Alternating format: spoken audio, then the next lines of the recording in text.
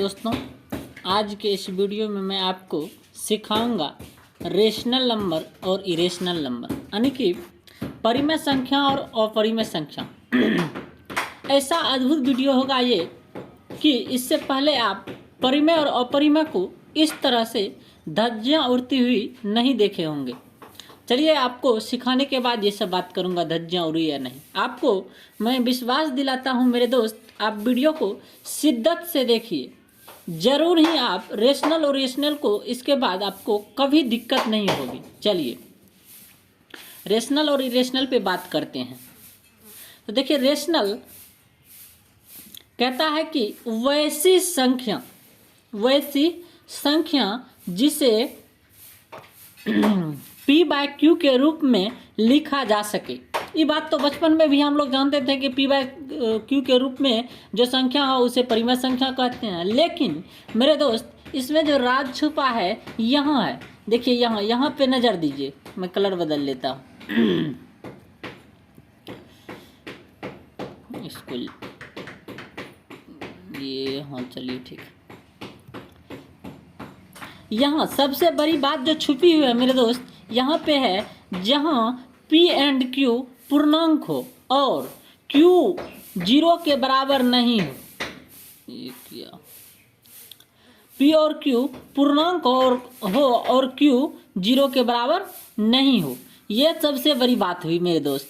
चलिए, आपको सिखाते हैं। इसका कहना हुआ कि वैसी परिमेय संख्या जिसे P/Q के रूप में लिखा जा सके, जहां कंडीशन लगा दिया है, कंडीशन P और Q पूर्णांक हो। मेरे दोस्त, वैसे तो P और Q एक लेटर है, अंग्रेजी अल्फ़ाबेट का एक लेटर है, लेकिन यह जो P/Q है, इस P/Q को ये पूर्णांक होने के लिए कह रहा है। यदि आपने पूर्णांक वाली वीडियोज पहले नहीं देखा है तो डिस्क्रिप्शन बॉक्स में इसका लिंक दिया गया है, आप वहां से पूर्णांक को पहले देख लीजिए, उसके बाद इसको आपको पूरी तरह से समझ में आएगा। वैसे भी आ जाएगा, लेकिन ये कह रहा है जहां P एंड Q पूर्णांक हो और Q does not equal to 0, यानी कि Q 0 को छोड़कर दूसरा कुछ होना चाहिए। चलिए, आपको सिखाते हैं। सबसे पहले आप पूर्णांक को लिख लीजिए।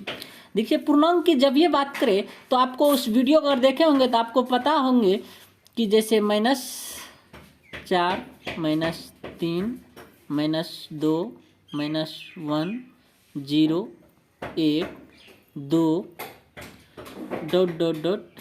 इसी तरह इधर भी ...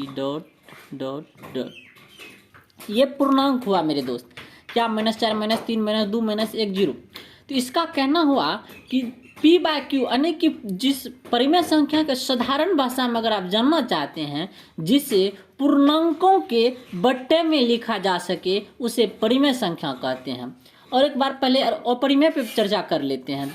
नहीं तो चलिए, इसका अर्थ ये हुआ मेरे दोस्त कि इसमें से आप कोई संख्या ले सकते हैं।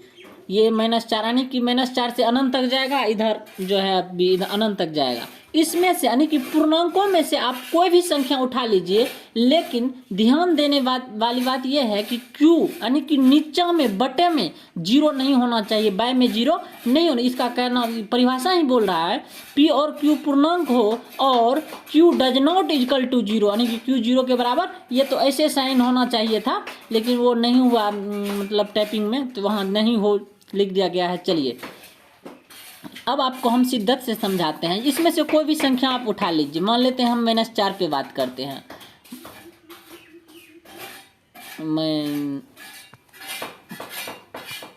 चलिए, -4 नीचा में आपको जो मर्जी हो, सिर्फ 0 को छोड़कर आप कोई भी चीज़ ले लीजिए। 0 क्यों नहीं लेते, इस पर भी हम चर्चा करेंगे बाद में। चलिए, इस यहाँ पे मान लेते हैं हम ले लिए थी, ये एक परिमेय संख्या। यहाँ से कोई उठा लीजिए, 1 उठा लीजिए। नीचा में जो आपको 1 लेना है, 1 ही ले लीजिए, ये भी एक परिमेय संख्या है।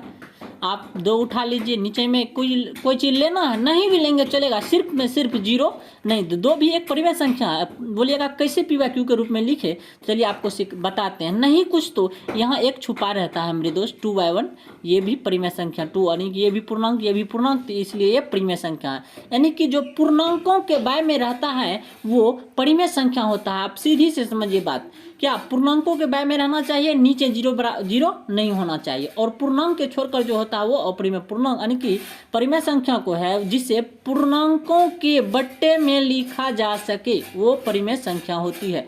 इसमें से आप कोई भी संख्या, मेरा मन होगा -10 लेने के लिए वो भी ले लेंगे, नीचा में मन होगा 2 तो वो भी, ये एक परिमेय संख्या है। मन हो गया -8 लेने का वो ले लीजिए, नीचे में 12, ये भी एक परिमेय संख्या है। इसमें से आपको भी, अगर आप पूर्णांक की वीडियो को नहीं देखे हैं तो आप सबसे पहले प्लीज़ आप जाइए वहाँ पूर्णांक को देखिए, उसके बाद यहाँ आइए। आपको निश्चित मैं गारंटी देता हूँ कि अपरिमेय और अपरिमेय के इसके बाद आपको उसमें कोई दिक्कत नहीं होगी। चलिए एक बार क्लियर कर लेते हैं। परिमेय और अपरिमेय में आपको कभी भी दिक्कत नहीं होंगी। चलिए अपरिमेय क्या है, तो अपरिमेय इरेशनल नंबर इंग्लिश जिसका है, देखिए इरेशनल नंबर, तो इरेशनल नंबर में करा वैसी संख्या जिसे p/q के रूप में नहीं लिखा जा सके। इसका क्या मतलब हो गया, लेटर तो p/q के रूप में नहीं लिखा जा, लेकिन यहाँ पर जो राज छुपा हुआ है मेरे दोस्त, सबसे बड़ी बात यहाँ बता रहे हैं। इसका कहना हुआ जहाँ p एंड q पूर्णांक हो, p और q जो है पूर्णांक होना चाहिए और q does not equal to 0 हो, q does not equal to 0 हो, इसका अर्थ हुआ कि q 0 के बराबर नहीं हो, q 0 के बराबर नहीं हो, उसे क्या कहते हैं, अपरिमेय संख्या। चलिए इसको सिखाते हैं। इसको ऐसा थोड़ी है, इसका मतलब जो हम p/q अपरिमेय संख्या को p/q के रूप में नहीं लिख सकते, जरूर लिख सकते हैं, लेकिन वो पूर्णांकों के बट्टे में नहीं लिखा जाता है।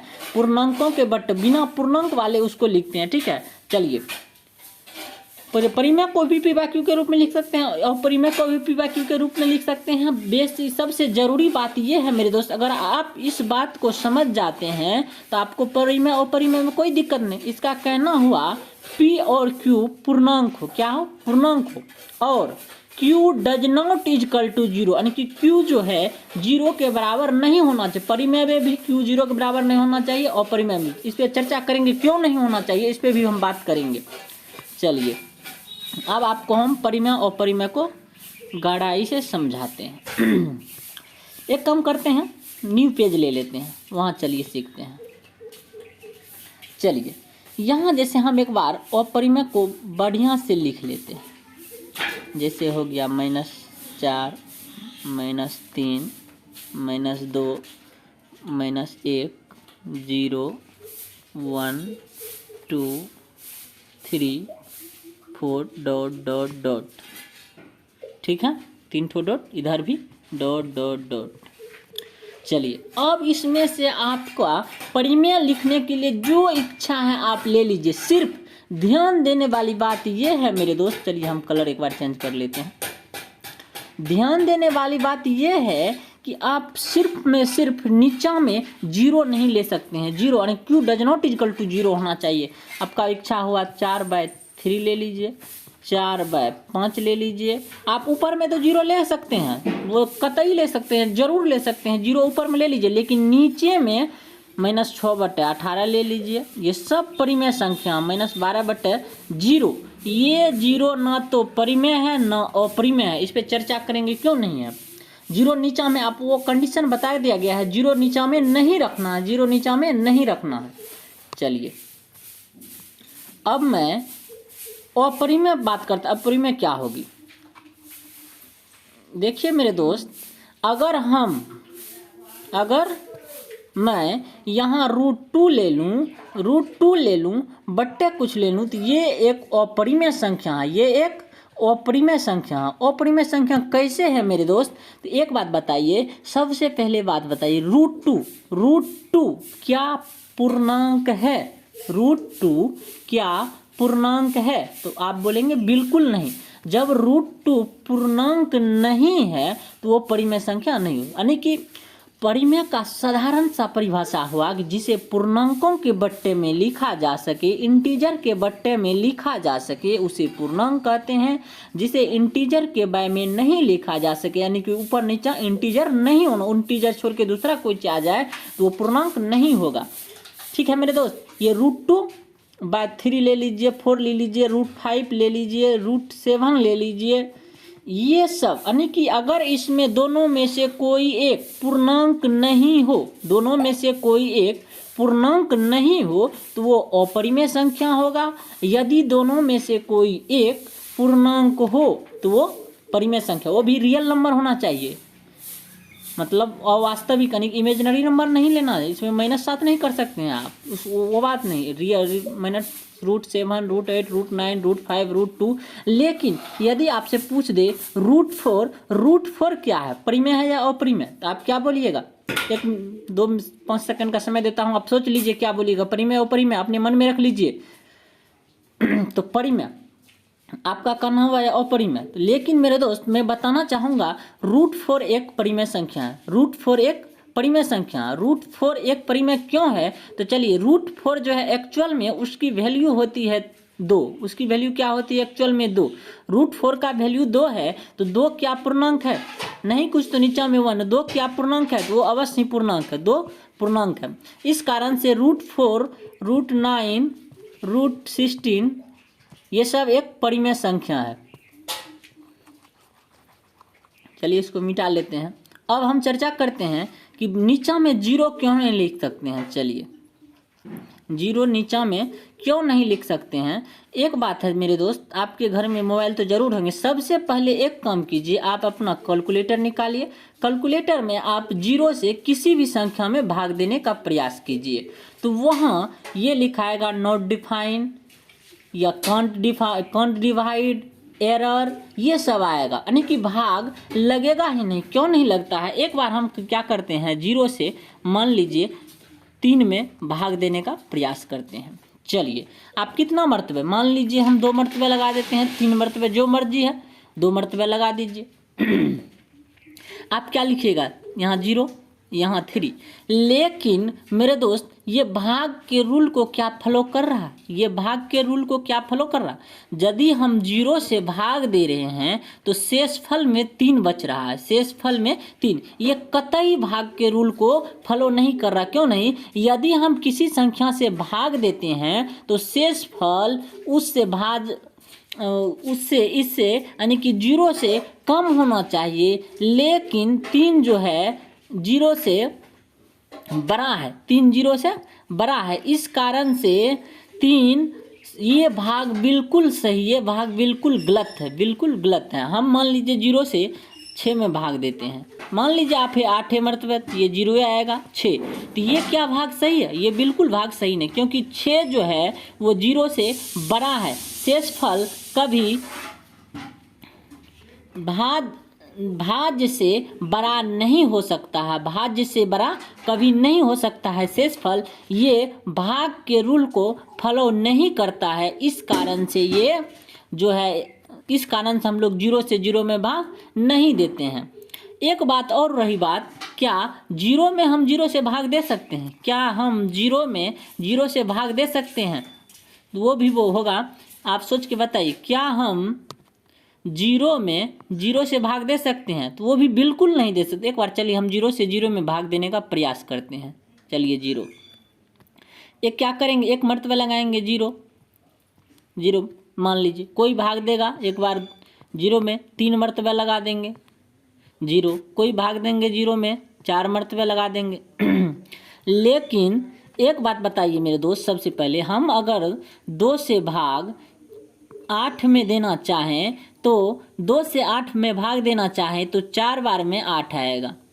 हम यहाँ 4 बार में 8 लाएं, क्या हम बोल दें अफ्रीका के लोगों को इसको भाग देने के लिए, इंग्लैंड के लोगों को भाग देने के लिए, तो इंग्लैंड कहेगा मेरा भारत दुश्मनी है, उससे मेरा देश में नहीं है, तो क्या करेगा? 8 में ऐसे भाग लगेगा, 4 बार में, 2 बार में। ऐसा तो नहीं लगा सकता है 3 बार में 6, यहाँ 2 बचा देगा। क्या होगा? ऐसा नहीं होगा। मेरे दोस्त यही बात आपको बताना चाहते हैं कि भाग जब हम 0 से 0 में देने के प्रयास किए, कभी 3 आ गया, कभी 1 आ गया, कभी 4 आ गया। इस कारण से दुनिया में एक समरूपता नहीं होता मेरे दोस्त। इस कारण से हम जीरो से भी भाग नहीं दे सकते हैं, जीरो से जीरो में भी भाग नहीं लग सकता है। क्यों नहीं देते हैं जीरो से भाग? आपको बिल्कुल क्लियर हो गया होगा। आज Q does not equal to zero का बात ये बार बार क्यों कर रहा था वहाँ पे, क्यू जीरो के बराबर नहीं होना चाहिए। मैं आशा करता हूँ कि आपको ये पूरी तरह से क्लियर हो गया होगा। परिमेय संख्या और अपरिमेय संख्या, आप बहुत दिन से इसमें अच्छे होंगे कि आप तो सीधे बोल देते हैं जिसे पी बाय क्यू के रूप में लिखा जा सकता है, लेकिन आपको पता ही नहीं था जो वो पी क्यू है क्या, पी क्यू है क्या, आपको पी और क्यू के बारे में पता ही नहीं था। हम आशा करते हैं आज आप पी और क्यू को बहुत ही शिद्दत से समझे होंगे। एक बार और आपको मैं समझा देता हूं मेरे दोस्त। परिमेय संख्या का अर्थ हुआ जिसे पी बाय क्यू के रूप में लिखा जा सके, जहां पी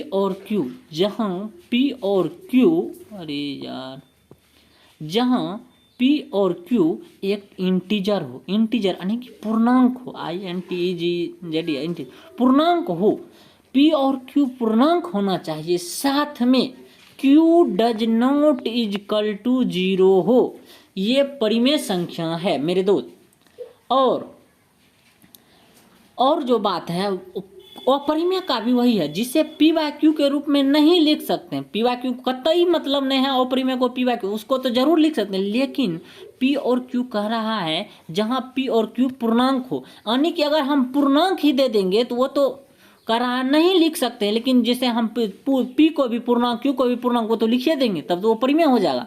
पी या क्यू में से हम किसी को दूसरा कुछ, इसको √3 या 1 ले लीजिए, आप 1/√3 ले लीजिए, ये √2 √3 रूट वाला ये सब संख्या आ जाए तो वो एक अपरिमेय संख्या कैसे हुआ? क्योंकि ये √3 तो पूर्णांक है ही नहीं, लेकिन जो परिभाषा कर रहा था परिमेय और अपरिमेय को, तो वो ये कह रहा था पी और क्यू क्या हो, इंटीजर हो। जब इंटीजर नहीं होगा तो वो अपरिमेय कहलाएगा, यदि इंटीजर दोनों हो गया तो वो परिमेय कहलाएगा। ठीक है, मैं आशा करता हूँ Q does not equal to zero, इस बात को आप गांठ मान लीजिए। ठीक है, चलिए एक बार हम पुनः उसी पेज पे चलते हैं, रेशनल और इरेशनल पे।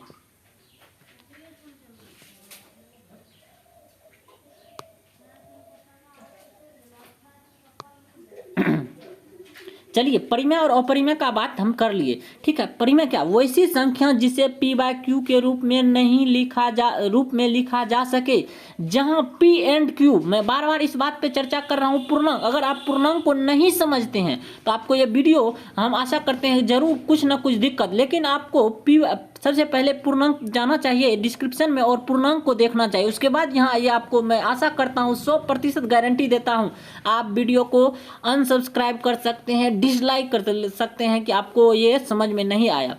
ये पूरा शिद्दत से मैं मेरे दोस्त बता रहा हूँ कि ये मैं बिल्कुल क्लियर कर दिया हूँ कि परिमेय और अपरिमेय को आप कैसे समझेंगे। वीडियो भी बहुत देर का हो चुका है। चलिए एक बार और, जिसे पी बाय क्यू के रूप में लिखा जा सके, जहां पी एंड क्यू पूर्णांक हो और Q does not equal to zero हो। वही अर्थ हुआ कि इस पूर्णांक में से आपका जो इच्छा है मेरे दोस्त ले लीजिए, सिर्फ क्यू यानी कि नीचा में जीरो नहीं लेना है। चाहे वो परिमेय की बात करे या अपरिमेय की बात करे, नीचा में जीरो नहीं लेना चाहिए। परिमेय का सीधा अर्थ हुआ कि जिसे हम पूर्णांकों के बारे में लिख सकते हैं, और अपरिमेय का जो सीधा परिभाषा हुआ जिसे हम पूर्णांकों के बारे में नहीं लिख सकते हैं, सीधा। चलिए आशा करते हैं ये वीडियो आपको पसंद आया होगा। एक बार अगर आप इसका स्क्रीनशॉट नहीं लिए तो वो ले लीजिएगा आप सबसे पहले ही, या अभी ले लीजिए, इसका स्क्रीनशॉट ले सकते हैं आप। चलिए आशा करता हूँ आपको ये वीडियो बिल्कुल पसंद आया होगा। अगर पसंद आया तो वीडियो को लाइक करें, सब्सक्राइब करें, इस तरह की वीडियो चाहते हैं साथ में कमेंट करें, और बेल आइकन की घंटी को दबाना ना भूलें। आपके लिए दोस्त मैं बहुत मेहनत कर रहा हूँ। ठीक है, एक और बात है मेरे दोस्त, आपको यदि किसी प्रकार की दिक्कत होती है तो आप मेरे को इस नंबर पे मैसेज यानी कि व्हाट्सएप कर सकते हैं। इस नंबर पे आप जरूर व्हाट्सएप कीजिए या कांटेक्ट कीजिए, आपको यदि कहीं किसी प्रकार की दिक्कत हो रही, 95 25 38 99 45 पे। ठीक है, ओके, थैंक्स। वीडियो देखने के लिए धन्यवाद।